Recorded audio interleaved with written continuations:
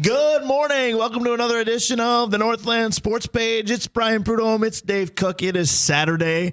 Hope everybody's enjoying their Saturday. We guarantee you'll enjoy the next couple of hours, or at least we try to do that. Brian Prudhomme, Dave Cook. We are here with you until noon. And as I always say, radio is not a visual medium, but if it was, Dave Cook, we come together when it comes to the College of St. Scholastica and prep hockey broadcasts on this station.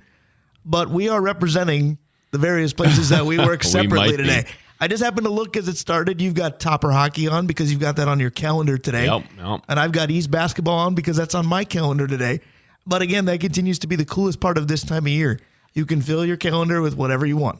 100%. And if you're a sports fan, you can watch, any level, any sport. That's what I mean. You pick the sport, you pick the team, they're around somewhere. What do you think? Should I break I don't very often. Should I break out our intro as the intro to Scholastica Women tonight? Like we had a loss on the last intro that we did, so I got to get rid of that and put a new one in. We could put Good Times Roll after I announce their team, and I could just fire that up. That would work. I'm going to say that you should, and here's why. So last week to start the show, I was complaining about the ins and outs of Senior Day, right? Mm-hmm. So Senior Day went fine, but during the game, the iPad system that does the game music went kablooey on us. Oh, so you had to sing it? No, so I said, okay, well, we'll use my phone. So then the pressure's on me of, well, here's my playlist. We're going to find out if a sports crowd likes it or not. Well, our open is on my playlist in my phone, and I rocked it during the timeout, and you saw the crowd dancing. So I say go with it. Yeah, I think we might have to do something. It is Senior Day as well, so that would be appropriate song for Senior Day as well. Let her rip. And you've got a rather lengthy Senior Day with hockey, don't you? You don't have, 4 or 5 kids as I did last weekend, so maybe I shouldn't be complaining at all. You've got, what, a dozen or so? I had 9 men, and I think I have 9 women today. But the nice thing, again, Brian, about college senior days, and you know this, there's never mom saying, I remember our trips to the lake when we were just 6, and you kept telling me, I'm going to play hockey someday, Mom. And, we get to read that stuff, and it always seems really personal for us to be reading, I'll tell you what, I enjoy when you told that story because the smile that you were giving grew as you told it because I know where it comes from for you and I can relate to it too. But I also glanced at my phone because I got a message as we're opening up here on the Northland Sports Page, and a very dedicated listener said, can you guys stop being so chipper in the morning? We had a rough Friday night, but we're still listening. Do you think we have too much energy in the morning? I know we've said to each other, with all due respect to our jobs, our families, our wives, etc., that this is some of the best time we get per week just to do what we do. Are we too happy? Well, I'll tell you what. If you wanted me to come in on a day that I wasn't going to be happy, today would be the day after what I had to watch last night at the rink. And so today would be the day that I would have come in grumpy. But no, I have plenty of energy for radio today, Brian. I was going to say, if any of our listeners don't like positivity today, they may not like the opening topic because it was Valentine's Day earlier this week on Wednesday. Now, I didn't do much of anything, at least Valentine related, as far as my wife being my Valentine, because unfortunately or fortunately, depending on perspective, my Valentines this year were the St. Scholastica men's basketball players because I spent my evening in Rife Gymnasium watching their final home game. So I kind of made a makeshift Valentine's Day last night. Jen and I got to get some carry out for dinner, watch a couple shows we like to catch up on, and I was actually home on a Friday night, which hadn't happened in months. So we got to spend some time together, but again, we had to do it a little bit late. So what you and I are going to do is talk a little bit about love. No, hopefully not Jordan. He might come up, but I can't see how. But talk about Kevin love in the sports world and celebrate Valentine's Day here on the show a little bit late as well. Yeah, no, Valentine's Day, we actually did something with Mom on Valentine's Day because, Dad, this is the second swing through Valentine's Day, and this was my dad's favorite holiday. Right. And so we made Wait a minute. I said right as if you should continue your story, and I want you to, but I want to back up. That was your dad's favorite holiday? You don't hear that very often. No, he loved to give Mom stuff. Oh, okay. And so Valentine's Day was a big deal, and it it's never really Can been I a tell big you deal something at our terrible house. before you continue? There was a time where I really liked it as well because I know my mom is listening and I want to give her some major credit here. My mom constantly spoiled us. You could argue that, I'm going to be 45, my sister's going to be 49, and she still does. My mom still spoils both of us. But what I'm telling you is Valentine's Day as a kid, we used to get gifts that were as cool sometimes as the stuff you got for Christmas. like I'm a big video game guy. At least I was as a kid, just sports games. I'm not Call of Duty. I'm not a gamer by any stretch, but you name the sports video game and I had it. I remember Wrestling one? I actually did have one. Attaboy. Video games, it was fine. It's the live stuff I can't handle. But I remember, and some people will know this and some people won't, but I remember getting gifted Blades of Steel for Valentine's Day one year, and that was pretty sweet. Go ahead. Nice. Yeah, no, we didn't get any of that, Brian. We got, hey, happy Valentine's Day. That was that. Except Grandma. Grandma would send us a card. But, yeah, no, Dad spent a lot of money on Mom on Valentine's Day. So without that, we had to do a little something. So we got a pie from the Rustic. And we sat back and watched a little TV and talked about stuff, and good night. All right, so we've been plugging places that we went in terms of Valentine's Day, but we got places that plug us, thankfully, and we're going to plug them back and tell all of our listeners out there to stop in and do some business with these folks. Yeah, the other thing we did do that night was welcome to the Blackwoods Group, London Road, Proctor, Two Harbors, Blackwater right downtown, and where Dave bought his food for Valentine's Day at Tavern on the Hill. Arolla Architecture Studio, Hoops Brewing, OAR Holdings, Kraus Heating and Cooling, your carrier HVAC authorized dealer, Advantage Emblem and Screen Printing, Mount Royal Bottle Shop, Stewart's Bike Sports and Trophies, Kohler Toyota and Kohler Hyundai. Do you still get the TV deal today? The TV deal is still going. Actually, I talked to Tom at Kohler and I said, I don't know if you've been listening week to week because I know a lot of the car dealership employees, they work on Saturdays, and I don't know if they have the show on in the background or not, but I said, I don't know if you've heard it or not, but people have commented that, I keep making that plug for if you need a vehicle but don't need the TV, don't forget the non-drivers. And Tom's known me for a long time, and he said, oh, you love it. It's a sweet TV, too. Yeah, we set one aside for you, Brian, just in case we don't sell. You might think that's why I mentioned it. I was waiting for him to say something like that, but I don't have that big of an in with our sponsors, but we do love them. Go ahead. And Comfort Systems, who once again came through for us when we had a little bit of a furnace noise that we'd never ever heard. And Comfort Systems buckled up and they were there on a Saturday morning, and while we were here, they were there taking care of the furnace, because that's what we pay monthly for. And again, if you live in our community and you're not hooked up on Comfort Systems, you're behind. You need to just go do that. Absolutely correct. So again, we do love our sponsors, and the theme of the day is going to be love. No, not Jordan. I'm going to keep saying that. I want to know what this means. As much as it would be nice to have Packer fans added to our listener base, it would be odd because it's probably the one team we openly ridicule a little bit. Hey, Packer fans wouldn't pick Jordan. They'd pick David Bakhtiari. But I'm trying to stay with the love theme. Right. That's who they'd love, though. Okay. I'm talking about the passion, not the name. That was one of those drop-ins that you just wondered where he got that from. But at any rate, that's why we love Dave Cook. So the opening topic today is going to revolve around love, because part of what we do here, and I would say the majority, if not all of what we do here on the Northland Sports page, really stems from our love of sports, our love of community, our love of talking about it openly, because at times in Minnesota, of course, it's therapeutic. But we've said, how many times if somebody says, hey, I caught your show, I love it, or sometimes they say I caught your show and don't say anything more, and then sometimes you wonder if they're just being Minnesota nice. But how many times have you said, oh, we love doing this, we're just having a good time? Yeah, more than once. I mean, when people say, what's it like, that's usually the first response. Yeah, it's a lot of fun. We love what we're doing. Right. And yeah, so the show is something that we certainly, love, I guess. Yes. Yeah. So we've talked about this before. We've talked about, where did this love of sports come from? And we know in terms of our families, both of our fathers were mammoth influences to that piece. Yep. So we couldn't go down that road for an opening topic again. As much as I'd love to pay homage to your dad and mine, and I, in some ways, feel like this show does that every week, don't you? No, 100%. 100%. All right, so what we're going to do this time around is we're going to talk about our love of sports in terms of players, and we're going to do it all time, we're going to do it current, and we're going to do it sport by sport. What we also said we're going to do, which might be fun, might be difficult, might be a little bit of both, is we're going to do Minnesota only, but then we're going to broaden it to the sport all-encompassing. Yep. Right. So the players that we love, because I don't think about this super often. I love teams, and most of the teams have Minnesota at the front of it. Do we have favorite players? Of course. I don't always think of players that I love or loved, as the case may be. Yeah, no, I agree with that.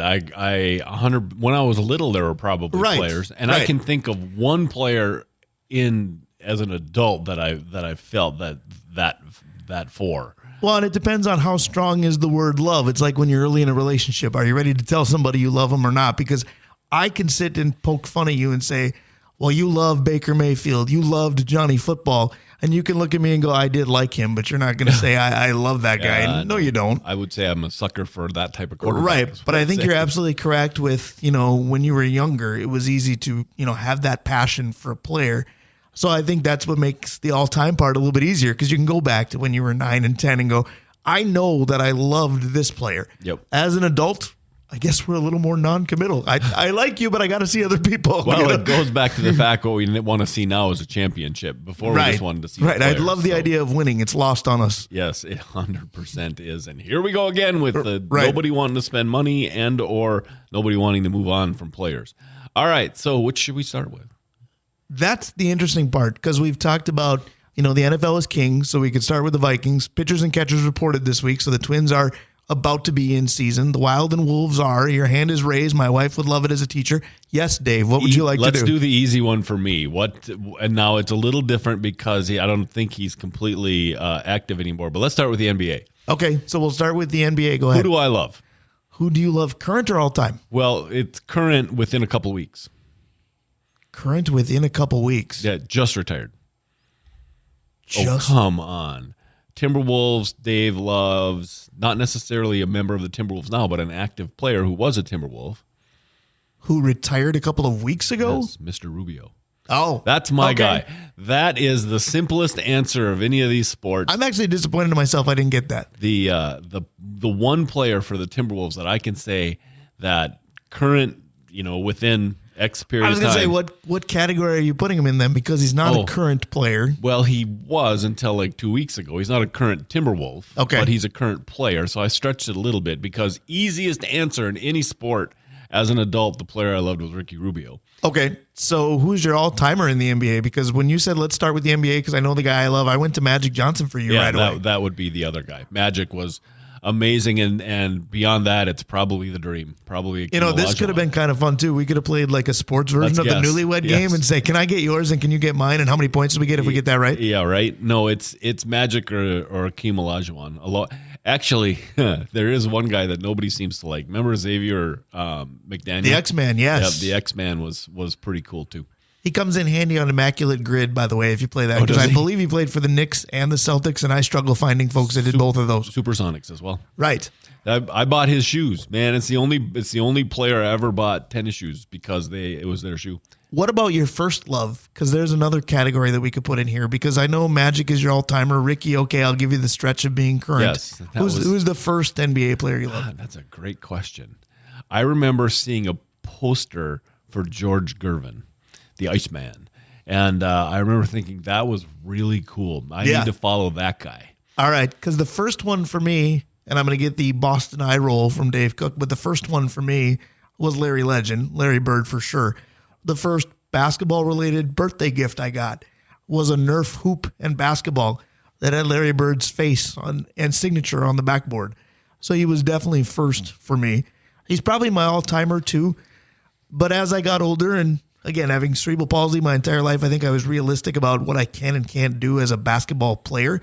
And I think a lot of that childhood impressionist type idea is, emulation. Who can you truly emulate and who can't you? Now, that makes me feel bad when I bring up certain players because am I putting them akin to people with cerebral palsy? No, I'm not. But I became a perimeter shooter and not a lot else. Had long arms, liked to rebound because of that. Was I a Rodman fan? Yes. Was I a Rodman I was just thinking lover? Everything that really. you can or cannot do kind of is encapsulated in Dennis Rodman. You're not going to wear a dress. You're probably not going to go with the bright red thing. You're not a multiple piercing guy and rebounding and running all over the court stuff. He is like your not doppelganger. Okay. Again, a bit of a weird take, but we're having fun here on February 17th on the Northland Sports page. So my point was I went from Larry Bird to I don't go with a lot of stars after that. I would say my all-timer after Larry Bird being my first one was a guy like Dan Marley. Yeah. I loved him. Everything about Dan Marley, whether it was Phoenix, Miami, Cleveland, what have you, if Dan Marley was playing, I was in. And when we played pickup games on the driveway and, as kids, okay, you're going to be this guy, you're going to be this guy, you're going to be this guy. My friends were Jordan and Pippen or Barkley or, name a star, and that's who they were. And I was Dan Marley, standing in the corner. Hornacek. Right, Jeff Hornacek. Yeah. His cousin John was a good dude, I'm sure. 100%. He was great. So here's a question for you. Were there any guys that you loved in college basketball, but when they hit the NBA, you either lost track of them, you didn't like them anymore, the team they went to? So mine is that UNLV undefeated team. It's Augmin and Johnson. Stacey Augmin. And Grandmama.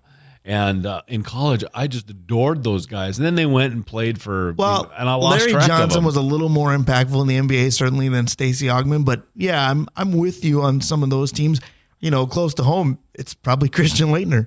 Yeah. Because I really liked him at Duke. Judge me accordingly. I was excited, even though the two before him were much better picks. I was excited for the Wolves, and then we got him, and we went, oh. Yes, we did go. Eric Montross for me was kind of the same way. Yeah. I liked him in North Carolina. Yes, it was possible to like Duke players and North Carolina players. He actually went to Boston, which was a good fit for me. And then I watched him play and went, yeah. May he rest now, tragically dying earlier this year. The all-time Wolf, though, for me is a little bit more difficult. So Rubio is the current one, and I use this as a crutch. Okay. Because it's J.R. Ryder. For you? Yes. Yeah. And again, it's because of the moxie, get stuff done. But I mean, his drug issues, overran everything. But man, when he was on the court and he was good to go, he was so much fun to watch. He was like Ant, but without the special gear, right? He didn't have it. Right. Ant has it. And that's kind of who he reminds me of. Well, because if JR had it, he might have been able to overcome those off-court demons and would have been a star for much longer rather than known for one slam dunk contest win, basically. Yep. The all-time Wolf for me, again, this is not the best. Doug this West. is who Dave and I loved. Close. It Lou was Richardson. No, it was kind of a tie between Anthony Peeler and Wally Zerbiak. You talked about guys in college that you grew to like and then lost track of when they hit the NBA. Wally, for me, was kind of the reverse. Had no clue who he was until his NCAA tournament with Miami of Ohio, I believe. And then we got him, and that was kind of the feeling. Holy cow, we got this guy that was, dominating in March just a couple of months ago. And then I loved what he did as a Timberwolf. Yeah, no, that's a good one.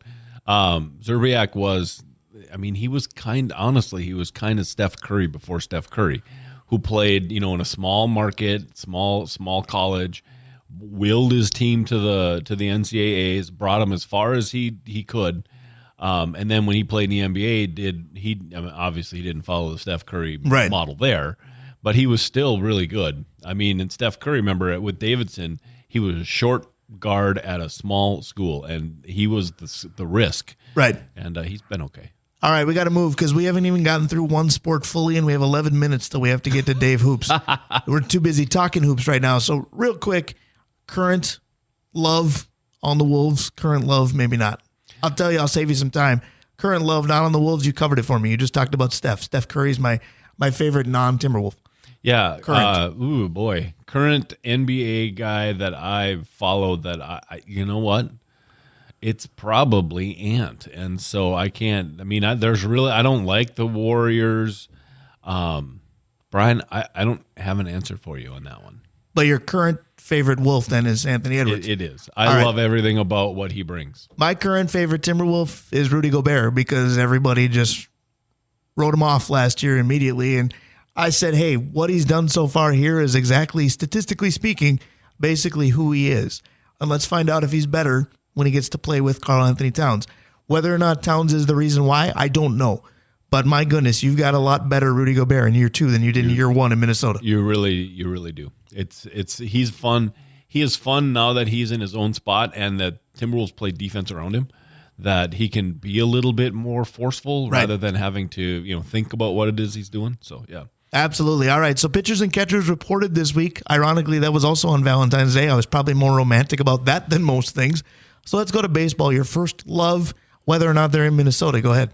God, my first love in baseball. This is going to be really, really weird. And it's Thurman Munson, because I didn't like the Yankees, but he was the guy you had to look at and say, but man, he was everything you wanted. He was grizzled. He'd come through in the clutch.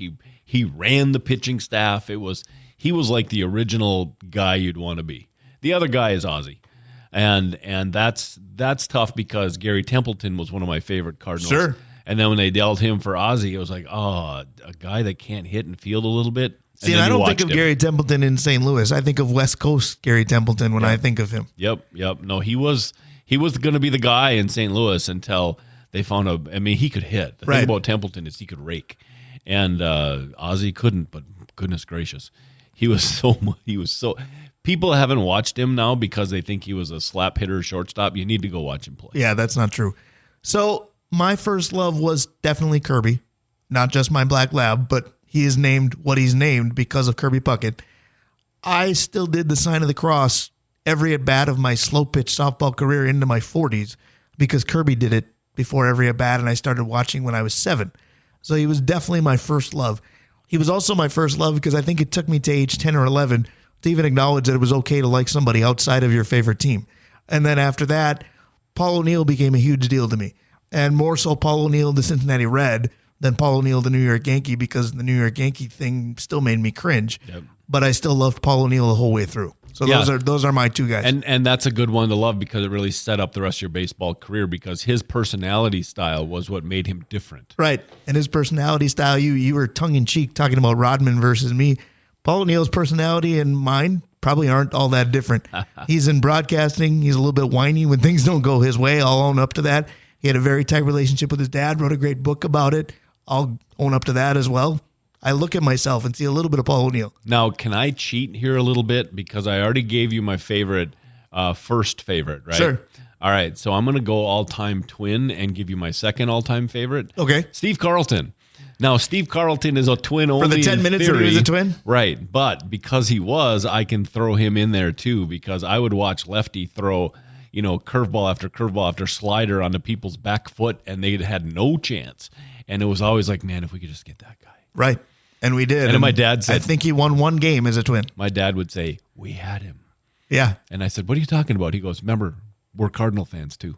It's the Roger Dorn theory for those of you that love the movie Major League. Wish we had him 2 years ago. We did. 4 years ago then. Exactly. So that's a bit of cheating, but I'll take it. Absolutely, and I'll allow it as well. So what about current twin? Because this roster is fun. We're going to talk a lot in the second hour about what this team may or may not bring to the table. A lot of national excitement about the Twins. I hope certainly that there's local excitement too, but on this current roster, your favorite twin is whom? Well, you heard my frustration in the car. This is a simple answer for the last 7 years. It's so frustrating now to say Byron Buxton, right? Because Buxton still is my favorite twin, right. But come on already. I mean, it's. I suppose that doesn't change anything. Mine has changed, and because I root for this guy so hard, and he just looks like he has all the tools and all the abilities, and now I just hope he gets the opportunity, and it sounds like he's going to either put up or shut up, and it's Bailey Ober for me. Yeah. I watch him pitch, and I'm like, man, you are going to be so good. And then sometimes you watch him pitch and go, or that. But he's Kyle Gibson. But I think he's going to be better than Kyle Gibson. I think he's got better mechanics. I think he's a little better between the ears. I think Kyle Gibson at least looked like you could beat him mentally. Yeah. And then you could beat him as a pitcher after that. So I think it started last season, but I am president of the Bailey Ober fan club. On the boat, huh? Absolutely. Captaining the love ship Ober. No question. All right, so 2 down, 2 to go. The NFL, this is tough because so many players on a roster, so many years you follow, so many years of frustration as fans of the purple. Go ahead. Your first love in football. My first love in football. That's a long time ago. Let's not do that first. I was gonna say Dave's first love in football so long ago was the leather helmet, but yeah, right. My first love in football, I'll just go ahead and say it, and I've talked about this before. He's been on the show. It was Tommy Kramer, and it was a tie between Tommy Kramer and Anthony Carter because those were the two jerseys I had in elementary school. And you could find me in class pictures, you could find me in Christmas card pictures, rocking one or the other. So again, I didn't acknowledge players from other teams until I was at least in 4th or 5th grade. I was a homer to the nth degree. People still say it about me on this show, and I wear it as a badge of honor. So my first is a tie between Anthony Carter and Tommy Kramer. So if it's jersey wearing, I was gifted an Alan Page jersey in there somewhere. He's your favorite Bear of all time? No, he's not. But I mean, he's a bigger deal now than this is going to sound terrible. He's a bigger deal now to me than he was when I was a kid. And I loved football before the mid 80s. And so that's really, really hard. My first love is probably going to be, we're just going to say Alan Page, even though I don't necessarily think that's true, but I can't think of anybody else. All right. It might be Joey Browner. Yeah. But I'd been watching football for off the air. I'll tell you a story about what happened when I met Joey Browner. It makes me realize just how physical the game of football really is. I've done the same thing. I had him in a meeting once, and it was like, oh man. Yeah. I think I can get your all-time non-Viking easily because you've been a Reggie White Bobo as long as I've known you. Yeah, that's funny because there are a couple. Kellen Winslow, I was a Charger fan, right? Kellen Winslow was absolutely stunning, amazing. Jim Kelly is probably the original Dave-style quarterback, brash and all that. But yeah, it's the Minister of Defense, like not only a great guy, but probably the best defensive player I've ever seen. Right. So for non-Viking all-time favorites, I'm going to give you 3. So I'm cheating a little bit here by giving you a growing number, but I'm going to give you 2 that are legit stars, and you're going to go, okay, most people like them, so I'm not shocked.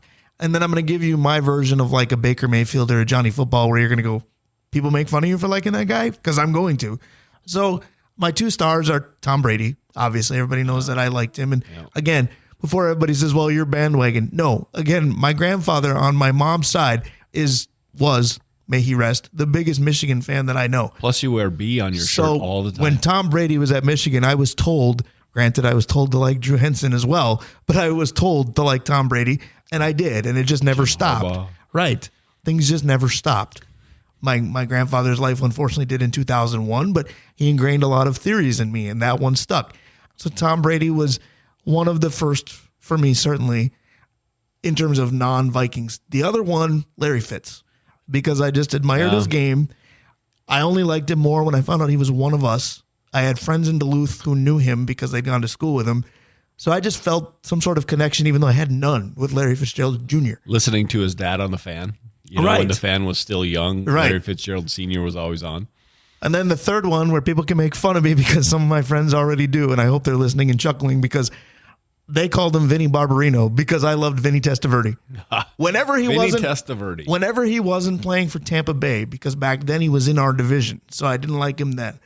But every other team that he played for, because he looked like he should be able to do nothing, and he was always serviceable or slightly better than that, I enjoyed Vinny Testaverde, and our noses are about the same size. You say Vinny Testaverde, and my first thought is Vinny Ferragamo. Right. Because when I was a kid, he was also a player. Yes. Who could throw the ball all over the yard.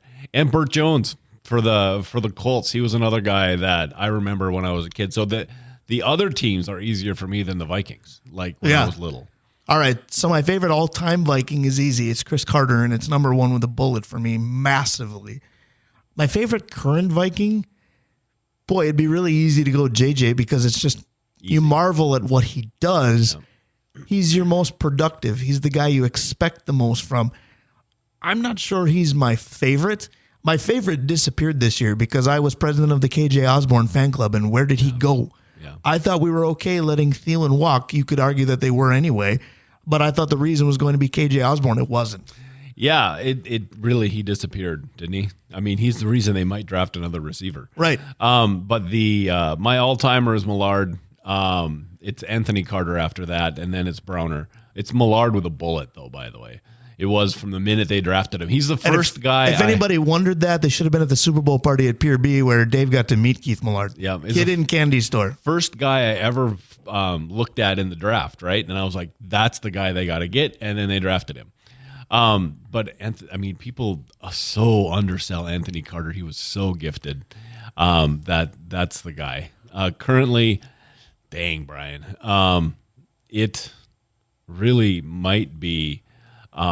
It's probably Daniil, because I like Wanham. So we're both running the risk of say goodbye to your favorite player in the next few months? Truly. Let's get thinner in these positions, can we? All right, so we do this all the time to hockey because, again, I followed it the least and you disconnected from it when the North Stars walked. So very quickly, because we're a little bit late in getting to Dave Hoops, your first love in the sport, your all-time Minnesota player, can be a Wild player, can be a North Star player, and then current. My first and all-time are the same guy, and that's Neil Broughton. Easy.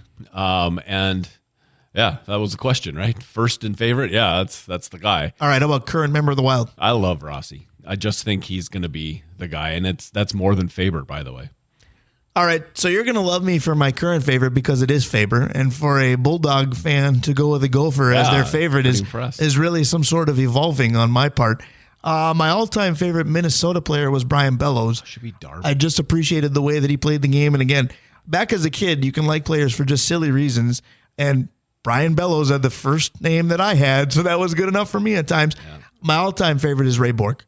Oh, that's a good one. And I wonder what letter he wore on his shirt. He was the only hockey poster that was professional that I ever owned. Back in the day, I had a lot of UMD stuff, but I did not have pro hockey players on the bedroom wall except for Ray Bork. Yeah. I had Mike Modano on the wall when he was drafted because, again, draft pick. And again, my favorites were very rarely the star Brian because, Lawton, again, too, you by try the to way. emulate things, and I've never been the star. Look at this show. There's Dave Cook, and then there's me. Yeah, right. That's how it works, Brian. Everybody agrees with that. So we're both going to defer to Dave Hoops. He's next. We are the Northland Sports Page. A late Valentine's Day. We're talking about all the sports and players that we love. Stick around. We'll be right back. Back here on the Northland Sports Page, it is February 17th. Happy Saturday morning, but we're pretending it's still February 14th here on the Northland Sports Page. A little belated Valentine's celebration.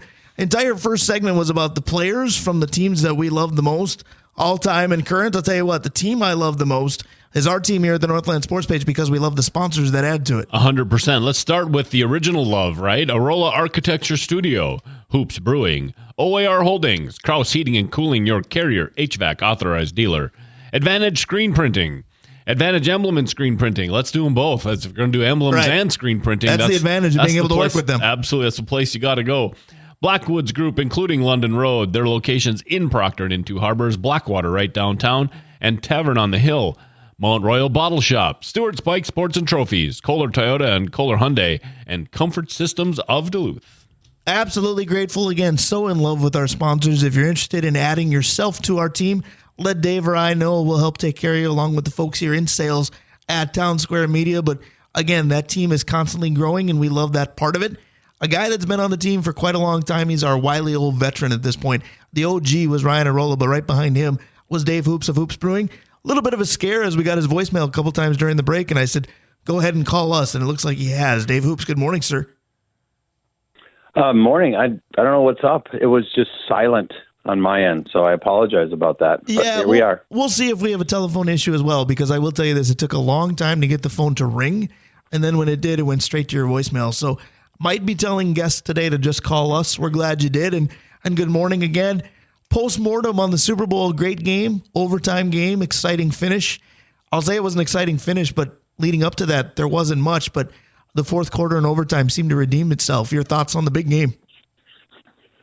Great game, great defense. It was inevitable at the end that KC would win because it's Mahomes, and I just was a little disappointed because the Niners played so well.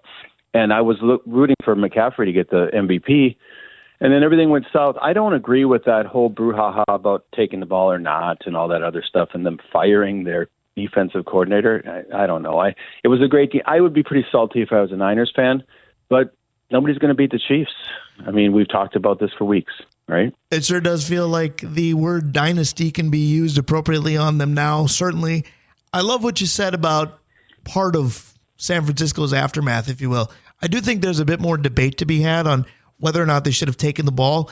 I'm not sure if that's the debate or if it's the debate of supposedly there's rumors out there that San Francisco was not aware of the new overtime rules for the big game, and that really could be a problem if you're Kyle Shanahan. Right. But I do agree with you that I was shocked, speaking of, things going differently than maybe you anticipated, but I was a little bit stunned by the firing of Steve Wilkes, the defensive coordinator for San Francisco, because yes, that team has a ton of offensive weapons, and Kyle Shanahan seems to be the czar of quality NFL offense. But that team is incredibly balanced, and I like their defense too. Now, did they give up 30-plus to Detroit? Yes, they did. But they had Kansas City, for the most part, shut down. Now, if the theory is the game is passing Steve Wilkes by, that's one thing. But I did not expect a defensive coordinator from either of those two teams, certainly not Kansas City, who won, and Spagnuolo's a genius, but I did not expect Steve Wilkes to lose a job either. Boy, how long did it take Steve Spagnuolo to get his name under genius? Because there was a time 5-6 years ago when he was doofus. But don't forget, for the Giants, he was pretty good too. Yes. Where he goes, good defenses tend to pop up. Don't put him in charge. Right, That's the one thing He's you gotta not the learn. head man. Right. The thing with Wilkes, and I read this the other day, Wilkes runs a different scheme, right? And so the players that San Francisco has maybe weren't used the best, and other teams started to figure that out at the end of the season. So I don't agree with it either, but if you want to run a system and you bring in a coach that doesn't run the system, it's kind of on Shanahan. So if you're going to have that around your neck, you got to I guess you got to fix it, right? But I mean, that would be like if the Vikings fell in love with Flores' defense and we brought what's his name back from 2 years ago. with the same players, the defensive coordinator we threw out the door. Donatel. Yep. And we bring back a guy who runs a different system. When you said 2 years ago, that's what got me a little bit haywire because he was the year before. Right. But last year was year one, right? Okay. And 2 years ago would have been him. Sure. So, but if you bring in a coordinator that runs a different defense and tell him, hey, do this, sometimes that's tough for a coach to change. And I think that's what they ran in with Wilkes. But again, the guy who did the hiring is the one who did the firing. So. All right, so Steve Wilkes is out of a job. For the moment, football is out of season, but at the same time, there is no off season in that sport.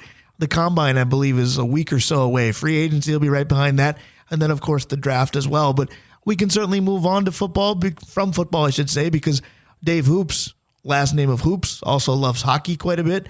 Speaking of loving things, Dave, I'm wondering if you caught the first segment because we talked about players that we've loved, both currently and all time, sport by sport. I know you've got people that you've professed some love to as well in the world of sports. No, that was a great segment, and I was listening, and my guys they're all, you've all heard it before, but yeah, I've got people I've cared about since I was little, and of course local team members as well. But if you want to do hoops, I mean, immediately for me, it has never really changed. Dr. J, Kobe, MJ. And, we can talk about everybody else all you want. But my Minnesota Timberwolf surprises you a little bit is Wally. I always loved Wally Zerbiak. You know what?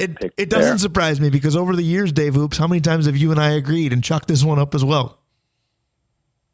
Oh, always. Yeah, exactly. But that was a great segment. And the Valentine's Day part is I can do without. But the talking about it after the fact is what I always used to do when I would buy my wife flowers a week later when they were normal price, which with her blessing.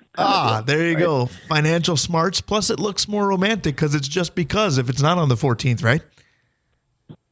Exactly. You know who we forgot, Brian, and this is college days, but the Bo Jackson, Brian Bosworth combination. Bo Jackson and Brian Bosworth were both favorites of mine. I know you're surprised by the Bosworth part since the style of play, but Bo Jackson is somebody that I probably should have added, and it could have added him in two sports.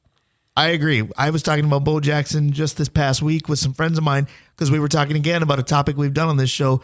Who's the best athlete you've ever watched? And I said, both sports.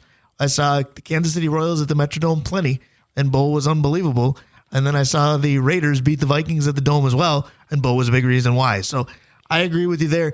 Dave Hoops, something we're going to lean on you for is Dave Cook and I tend to be guilty of this on the regular. We do a lot of topics sport by sport, and hockey, as much as we do love it, because there's no question we do, but professionally it gets the short end. Tell us a little bit more about who we should have loved and who we should love now in that sport, because I know that's wheelhouse for you.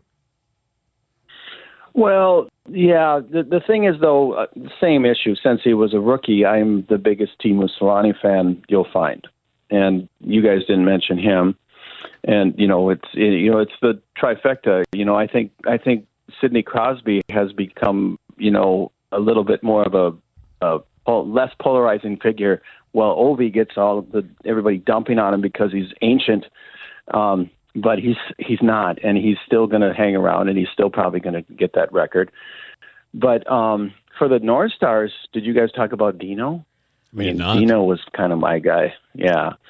But in general, in hockey, I always really like like I mentioned Teemu, but in the Sharks world, for me, it was of course Patty Marleau, who's the lovable loser, and Joe Thornton, because these guys can't get a Stanley Cup.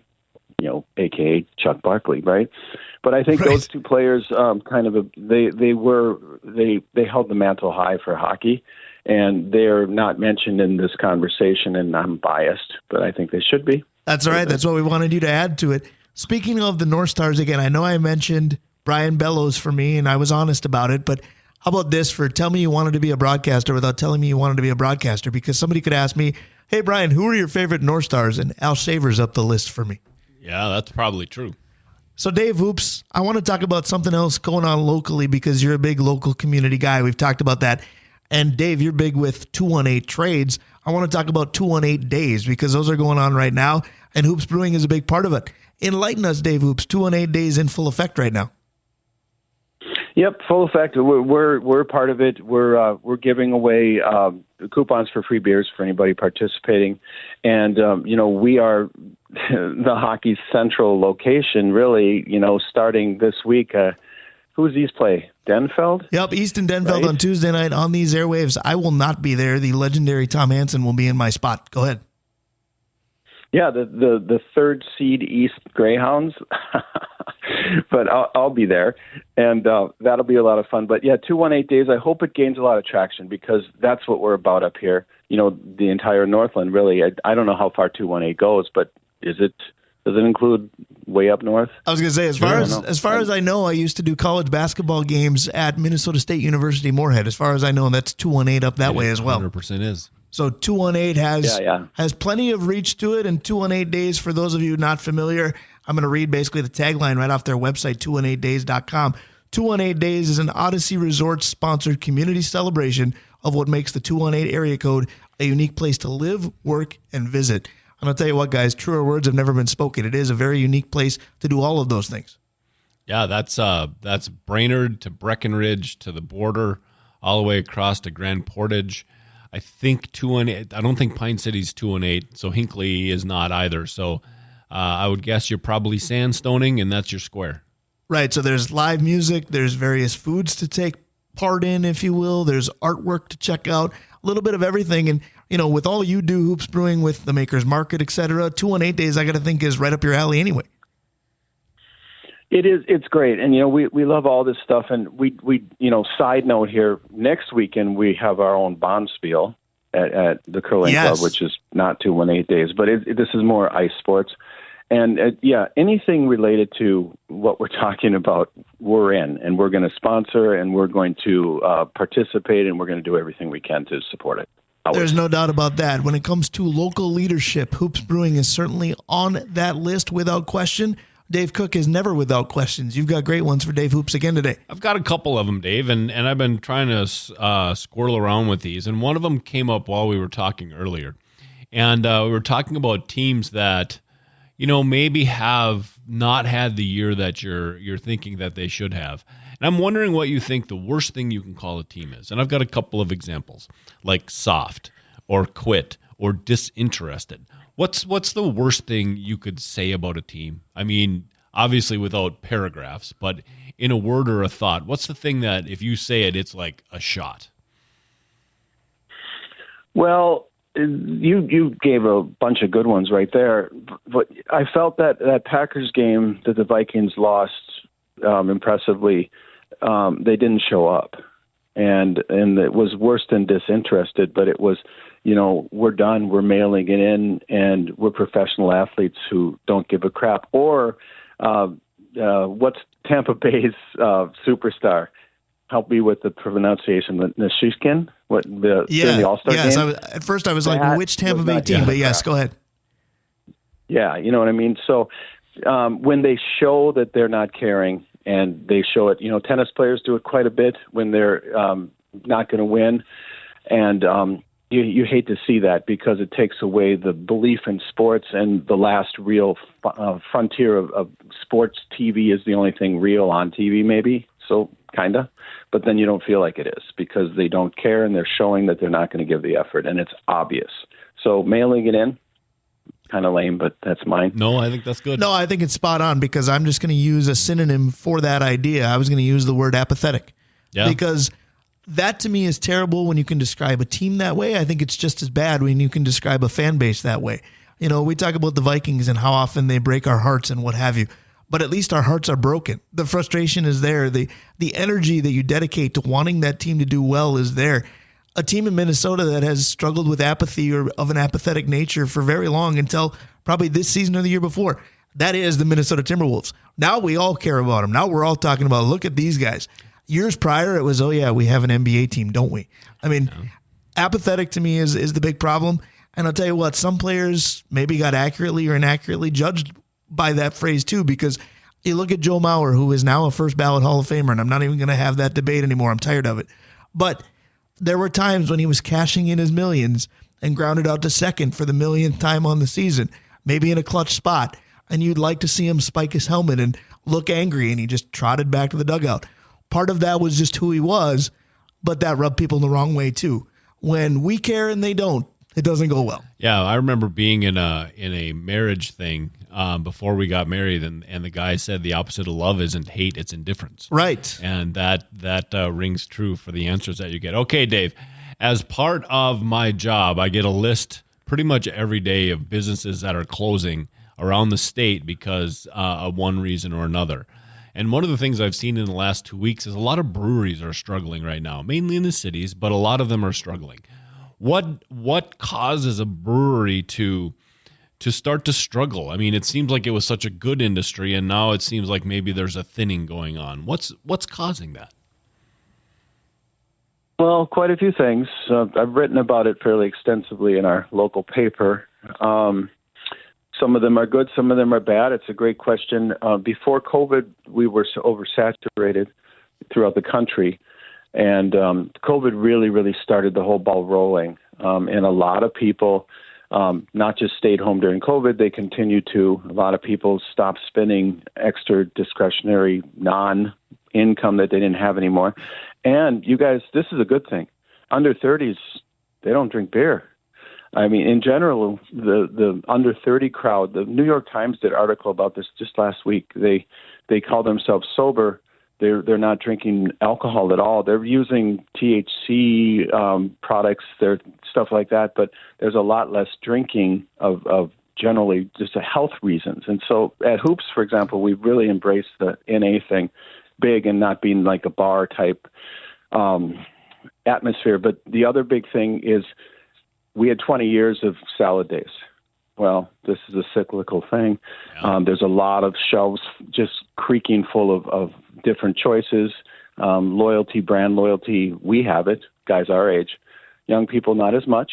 It's just it's a different generation, and all the breweries are needing to pivot. There's a lot of very, very good, non-deserving breweries that shouldn't be closing that are struggling royally. So it's a tough thing, but it's also about pivoting, and it's about finding new ways to embrace the public and our place in the community, which is I deal with this every day. You do such a good job of that. Yep. I was going to say you do a heck of a job with that. Speaking of closing, we are closing the segment, but Hoops Brewing is wide open. Tell everybody what the folks in our community and outside of it who might be tuning in right now can expect and can get their hands on today in terms of great beer. Well, I mentioned last week raspberry wheat was coming back. It's on tap now. The cherry stout is sitting on 1,200 pounds of cherries. We got a brand new batch of Munich Lager, a brand new batch of Champagne IPA. You should come get that. And we're doing some new things. The Mill Room is opening in a couple weeks. Our new kind of lounge private area where people can hang out. And, of course, we're going to be looking to add more fun stuff like bingo and some other things coming forward. But tonight you can watch the Dogs maybe win. They played well last night. So all those things are going on. Always something going on at Hoops Brewing. That's what we love about it. Dave Hoops, there are so many things we love about you. We appreciate each and every weekend. Let's do this again next Saturday. We'll talk about your Bonspiel next Saturday. Unfortunately, with hockey playoffs, we won't be able to do the show from there, but we'll talk a little curling with you next week as well. Sound all right? Yeah, that'll be great. And you enjoyed all the work you guys are going to be doing. I'll be listening. So thanks for that. Thanks, you, Dave. sir. That's our guy, Dave Hoops of Hoops Brewing, one of our illustrious sponsors. We play buy or sell next. We make sure you buy everything our sponsors are selling. We are the Northland Sports Page. We'll be right back. Can't Buy Me Love here on the Northland Sports Page. It's our version of a Valentine's Day show, celebrating it late here on the 17th of February. Time to play buy or sell. Buy or sell today, Dave Cook is going to have a bit of a theme. Now, the game always goes the same way. I'm going to give a statement about each of the four major sports leagues. If you agree, you say buy and you tell me why. If you disagree, you say sell and you tell me why. But if you remember, earlier this week, I gave us two options for opening topics. We went with the love topic and dedicated this show to Valentine's Day. The other one that I suggested was, hey, pitchers and catchers reported, we're always excited about baseball. Should we talk about seasons that we've been excited about? So the theme today for buy or sell is very much going to involve excitement. And we'll still talk about excitement around baseball starting in hour number 2. Seth Marsalik should be here relatively shortly. But just to prepare you, hopefully this is an exciting, air quotes, segment for you. All right, let's get started. Which league should we pick first, Brian? Well, that is your responsibility to tell me which order to play in. Let's start with the National Basketball Association and try not to let it usurp the entire thing. Like, I was going to say, we started the opening topic with the NBA, and all of a sudden we were in scramble mode. We are time-wise anyway. So here we go. Buy or sell this. The Minnesota Timberwolves obviously had a great team roughly 20 years ago when they went to the Western Conference Finals. They have a great team right now, number one in said Western Conference. Buy or sell that you're more excited about this season than you were 20 years ago for that team. Wow. So that last team had our favorite son, right, in Garnett, even though he wasn't from here. He came as a kid. And they hadn't done anything forever. And so you think this is going to change now, and then 2 years later, they haven't done anything forever. Right. And we have another kid who is kind of ours because he came as a 19-year-old and so on. So the comparisons are ridiculous. But I'm going to say the 2004 team because this team never felt as fun as that team, right? When you had guys like Cassell who were really into it, and Latrell, even when he was playing before he gave us can't feed the family thing, that team had joy, and this team had Cat complaining to officials. Right. Do you know what I mean? And Ant does that a little bit as well. So you're selling the idea of being more excited now than you were 20 years ago. Yep, 20 years ago was a different animal. All right, I'm with you. I'm selling as well, but for different reasons. Part of it is on me. We'll call it self-inflicted. We just talked about in the first segment how much more, jovial or even impressionable you can be as a kid when it comes to favorite players. And I love this guy and I love this team, and love was thrown around as a favorite word. 20 years ago, granted I was mid-20s, so I wasn't a kid per se, but I could still easily do that. I could glom onto a team very quickly. So I think I was more excited just because of the age that I was 20 years ago versus now. I probably wasn't so cynical. I wasn't waiting for the other shoe to drop on everything. But the more basketball-related piece is we had playoff-proven players on the roster. You just went through them. With Sam Cassell, been there, done that, with Houston teams that had won. Latrell Sprewell was late in the postseason seemingly every year of his career once he got to Minnesota. So you look at that and you go, there's leadership there. And even Kevin Garnett, although not exiting with a win in the first round per se, so I guess exiting is a poor word choice, but never going beyond the first round, he'd still been there a lot. So they were very, very playoff ready as a roster. You look at this team and I go, man, they're really good.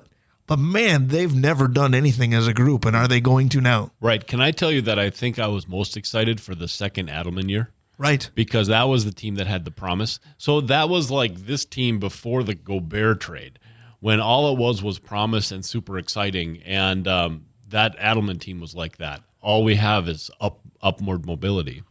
All right. So the NBA down. We did it relatively timely. NHL. Let's go. NHL, again, the theme of excitement. You and I had a conversation leaving Heritage on Tuesday after Duluth East beat Duluth Marshall in overtime, and we checked the Wild score, and they were winning again. And you and I had a discussion as to whether or not that was good or bad. The Wild are hot again. Buy or sell that you're more frustrated by that than excited? Buy. Like completely buy. I've told you, I've said it on the radio, I don't want to be the 8th seed and get knocked off right away. I mean, that doesn't do anything for me. Now, if they go in as an 8th seed and go on a run and get to the conference championship game, call me and say, hey, how'd you like that? Because I will be totally engaged. But, I mean, how many times in this state do we have to go with mediocre? And that's what the Wild will be if they continue to draft 10th overall in an 8-player draft. All right, so I'm going to sell that I'm more frustrated than excited. I'm more excited than frustrated. And part of that is, again, personal, because of the 4 majors, I follow the NHL the least. So I want something to get me involved in it. And call it bandwagon, call it what you will, but winning does that.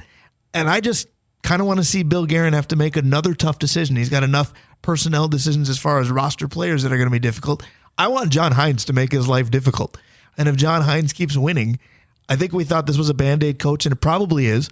But if they do make any sort of run, even getting in, Bill Guerin's going to have to think about it. And I just want to see how that goes. And you'll sign John Hines for a 3-year guaranteed contract. Right. Topher Davis and I have already called him Jack Adams many times. So yeah, we'll see. Absolutely right. All right. 2 down, 2 to go. Let's flip to Major League Baseball. We'll finish with the big one. All right. Major League Baseball.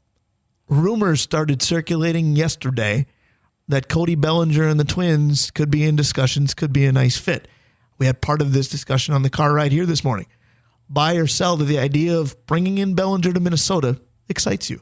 Buy. Like, I think that his style of play, his power, his ability to play all over the yard, that'd be a great fit here. You'd have to win some 10-8 games, which is what I told you in the car. And the only thing that really scares me about it is that it was last year just a bump in production because he had been okay to not okay before then. But he'd be a great fit.